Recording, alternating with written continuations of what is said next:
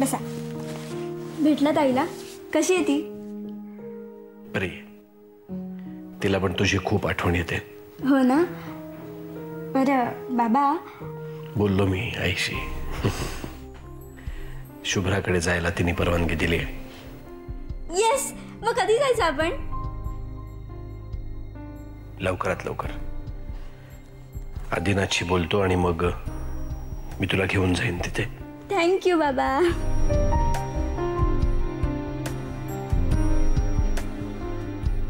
काय झालंय बाबा? मग आनंद नाही झाला तुम्हाला? झाला. मग दिसत का नाही चेहऱ्यावर? दिवसभर आता तू माझ्या बरोबर नसणार ना. पण रात्री मी माझ्या बाबांकडेच असणार. पण आता दिवसभरात मला एकटं वाटलं तर? एकटं वाटलं तर मला फोन करायचा, नाहीतर मी करेन तुम्हाला फोन. मग तुम्हाला नाही वाटणार एकटं, राईट? राईट.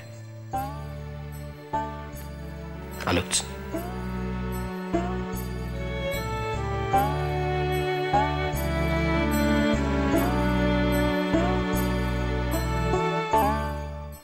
माझ्या चेहऱ्यावर आनंद का नाही आहे हे तुला नाही सांगू शकत पिऊ. सॉरी.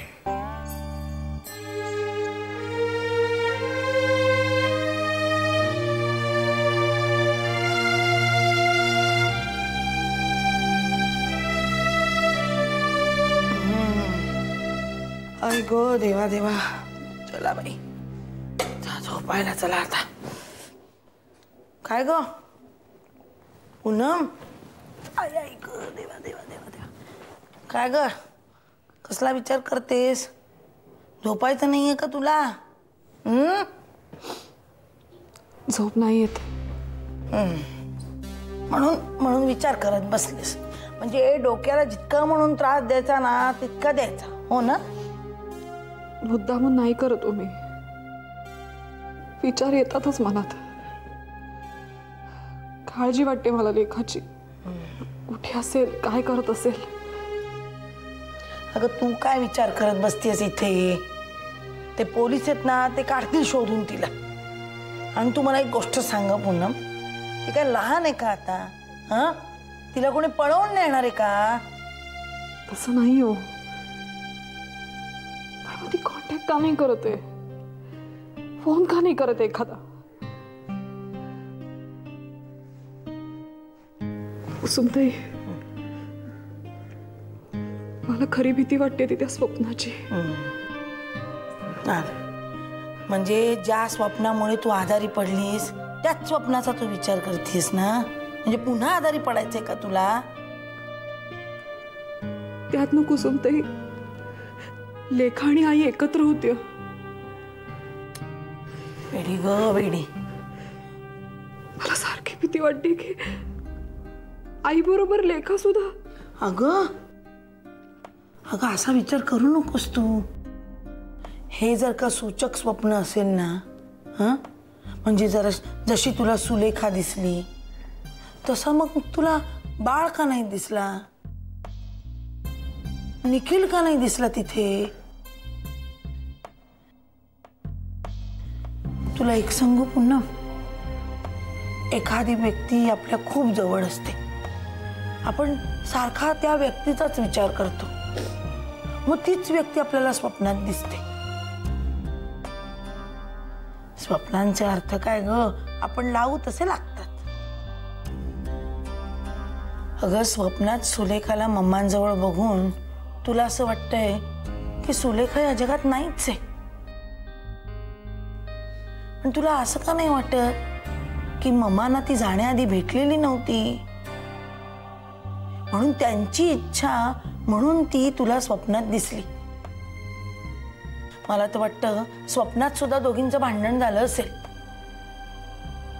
हो खरंच. कारण आपण भांडण जवळच्या माणसांशी करतो, आपल्या माणसाशी करतो. ममाना सुलेखाविषयी काहीतरी वाटायचं म्हणून त्या अशा भागायच्या.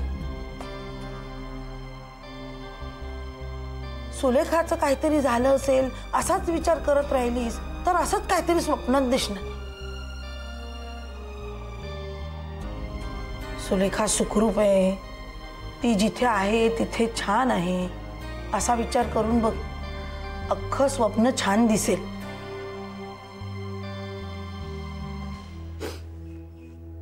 हे बघ, आता कुठल्याही स्वप्नाचा विचार करू नकोस, शांतपणाने झोप. हे बघ, रडत झोपणाऱ्याला दुसऱ्या दिवशी सुद्धा सबंध दिवस रडत राहावं लागतं. तेव्हा हस बरं आता, हस. चला, पुन्हा रडू येण्याच्या आधी झोपून घ्या. चला चला चला चला. सावकाश. हा, सावकाश सावकाश. विचार करायचा नाही आता. हा,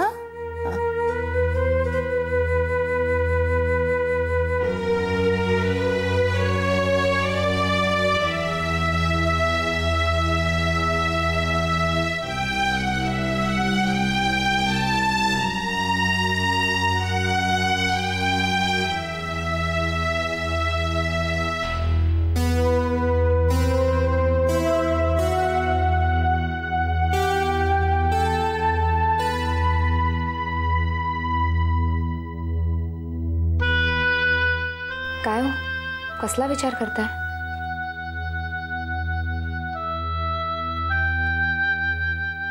नाही, काही नाही.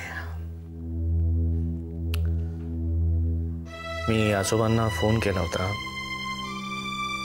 पूनम काकू आजारी आहेत, खजिन्याचा शोधही तितकाच महत्वाचा आहे. नक्की काय करू, हेच ना?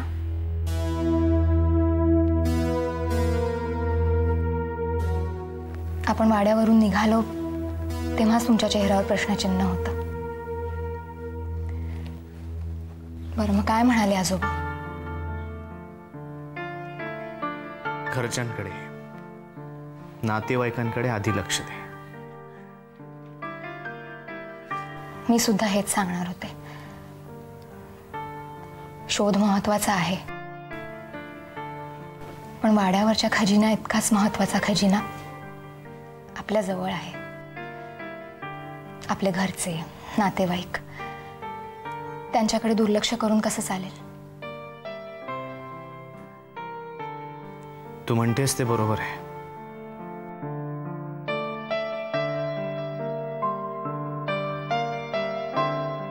शोभा, मला या गोष्टीचं जास्त वाईट वाटतंय की ठरवून नाही पण ओघाने. मी मटेरियलिस्टिक विचार तर करत नाहीये ना. माझ्या या प्रश्नामुळे आजोबांना माझ्याबद्दल तसंच तर वाटलं नसेल. तुमच्या मनात हा विचार आला हीच गोष्ट सांगते की तुमच्या मनात नातेवाईकांसाठी संपत्तीपेक्षाही वरचं स्थान आहे. आणि खरं सांगू का, खजिन्याच्या शोधातला प्रत्येक टप्पा एका विशिष्ट काळानंतर आपल्या समोर आलाय. कारण प्रत्येक गोष्टीची एक वेळ असते. तसाच या पुढचा टप्पाही योगायोगाने समोर येईल. नाही शुभ्रा, प्रत्येक गोष्टीची एक वेळ असते हे बरोबर आहे, पण गोष्टी अशाच योगायोगाने समोर येतील हे चुकीचे आहे. म्हणजे त्या पेटीतला कागद आणि 369 याचा संबंध आपण त्याच दिवशी लावला नसता तर ती चावी असलेली पेटी सापडायला आपल्याला आणखीन 10 वर्ष लागली असती. कारण तुळशी वृंदावनाची सावली 10 वर्षातनं एकदाच बरोबर सकाळी 9 वाजता तिथे पडते. जर अशाच गोष्टी योगायोगाने समोर येतील असं म्हणून आपण थांबलो असतो तर अजून 10 वर्ष गेली असती. म्हणून म्हणतो आपण सतत प्रयत्न सुरू ठेवले पाहिजे.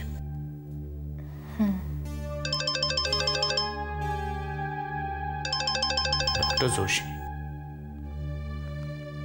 हॅलो. हाँ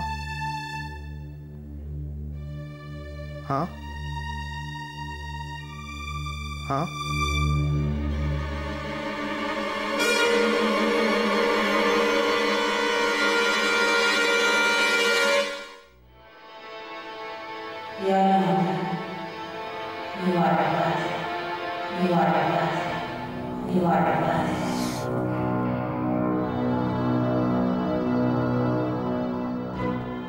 बा काय हो काय झालं डोकं दुखतंय रे खूप डोकं तुम्ही कुठे गेला होतात हा कुठे होतात तुम्ही ताप ताप ताप कुठे गेला होतात येऊरच्या फार्म हाऊसवर कशाला काम होतं रे काय काम होतं असंच होतं एक महत्वाचं काम भेटायचं होतं कोणाला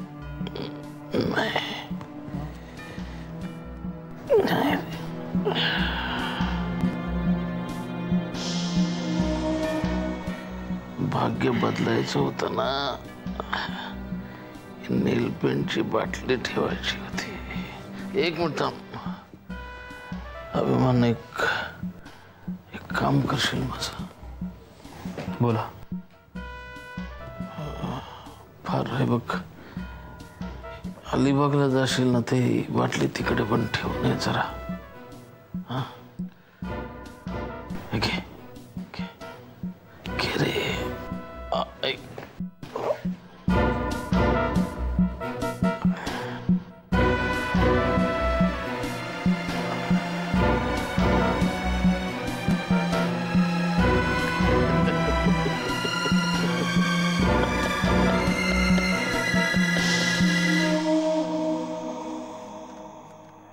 सावंत सर हे फोटो आणि तक्रार सुलेखा राऊत मिसिंग असल्याची तक्रार आहे हे फोटो घेऊन जायचे आणि सगळ्या पोलीस स्टेशनला पोहोचवायचे हे बरं झालं सर म्हणजे आता पोलिसांच्या हात कुठपर्यंत पोचलेले असतात ते तिला कळेल बरोबर आजवर या वजलवारले नाचवायची कोणी कोशिश पण नाही केली आणि मला ती करू पण द्यायची नाही याआधी आपले हात दगडाखाली होते कारण आता तक्रार नव्हती एक गोष्ट आवडली सर मिसिंग म्हणून पकडायचं आणि मग अडकवायचं एकदा ती हातात तर येऊ देत ती आणि मी आहे चला हवालदार आता अजिबात वेळ घालवायचा नाही लगेच निघा चला ओके सर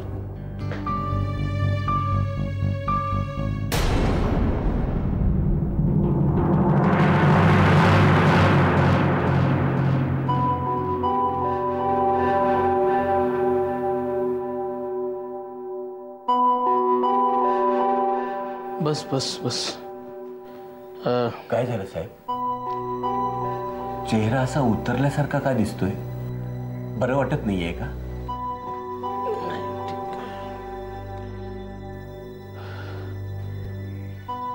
तुझ्याकडे वेळ आहे आता हा असं काय बोलताय साहेब अहो उभा जन्म तुमच्यासाठी आहे पण हल्ली तुम्हीच मला अगदी नाही अरे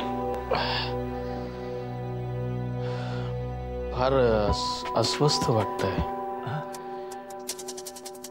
काय होतंय ते कळत नाही आपण तुझ्या त्या विठ्ठलाच्या देवळात जावंसं वाटतंय तिथे तिथे तिथे गेल्यावर कदाचित थोडीशी अस्वस्थता कमी होईल शांतता लावेल लावेल साहेब तुम्ही फक्त सांगा कधी जायचं जितक्या लवकरात लवकर जाता येईल तितक्या लवकरात लवकर जाऊ रे साहेब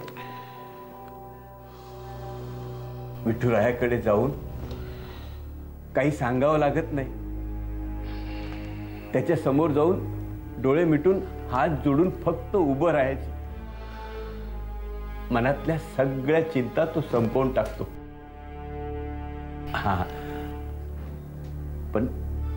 पण त्याच्याकडे जाण्यासाठी आतून मनातून आवाज यावा लागतो.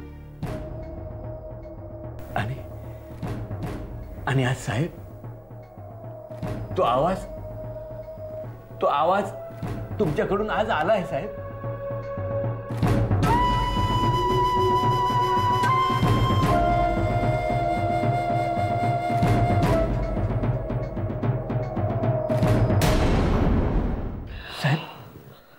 साहेब काय झालं साहेब? साहेब डोकं दुखतंय का? बरं वाटत नाहीये का साहेब? साहेब तू एक काम करतो, लवकरात लवकर जा आणि डॉक्टरला घेऊन ये जा. साहेब तुम्ही थोडी कळ काढा. मी ताबडतोब डॉक्टरना घेऊन येतो. हा लवकर ये. येतो साहेब. उद्या परत याल ना उद्या. मी वाट पाहते.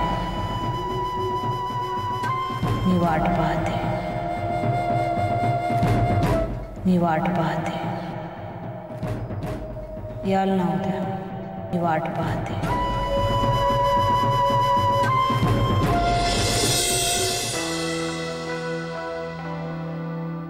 कसं काय कधी माहीत नाही, परंतु येत्या काही काळात योगायोगानं अशा काही घटना घडतील आणि अनेक चक्र फिरू शकतील असं मनातून वाटायला लागले. बरं मला सांगा, तुम्ही वाड्यावर गेला होतात ना, तिथे काय झालं? असं बरंच काही जे आजपर्यंत घडलं नव्हतं. मला सविस्तर सांगाल का? मलाही उत्सुकता आहे ते सगळं ऐकायची.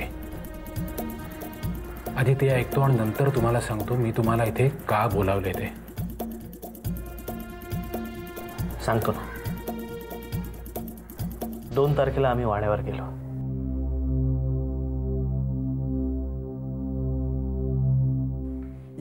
या डॉक्टर सर, बसा. कुठे आहेत पेशंट? एक मिनिट बघतो. साहेब साहेब साहेब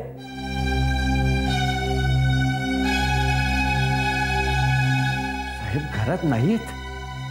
कुठे आहेत तुमचे साहेब? साहेब घरात दिसत नाहीत. घरात नाहीयेत? अरे कमाल आहे. तुम्ही तर म्हणालेला त्यांना चालताही येणार नाही, खूप प्रॉब्लेम्स आहेत. मग गेले कुठे?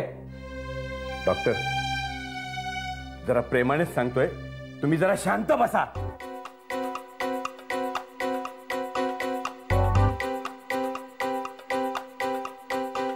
मी सांगितलेली कामं वेळच्या वेळी झाली पाहिजेत, कळलं? मला त्यात कुठली एक्सक्यूज. थांब जरा. हॅलो, थोड्याने फोन करतो. चल ठेव, बाय. हां बोल परमेश्वर काका. अरे अभिमान, कुठे आहेस तू? का काय झालं? अरे साहेब घरात नाहीये, कुठे गेले माहित नाही. माहित नाही म्हणजे? अरे तू आहेस ना त्यांच्या बरोबर? हो रे बाबा, त्यांचं डोकं दुखायला लागलं म्हणून डॉक्टरला बोलवायला गेलो. डॉक्टरना घरी घेऊन येतो तर साहेब घरात नाहीयेत. बरं कुठे जाणार होते बा? विठ्ठलाच्या दर्शनाला. काय? हो, सकाळपासून माझ्या मागे लागले होते, मला दर्शनाला घेऊन चल. त्या बांना म्हातार चढ लागला की सूड उगवत आहे ते माझ्यावर. एक काम कर, आपल्या घराच्या आसपास जी काय विठ्ठल मंदिर असतील तिथे जाऊन शोध आता त्यांना. मी पण बघतो आणि टच मध्ये राहा प्लीज. हां ठीक आहे.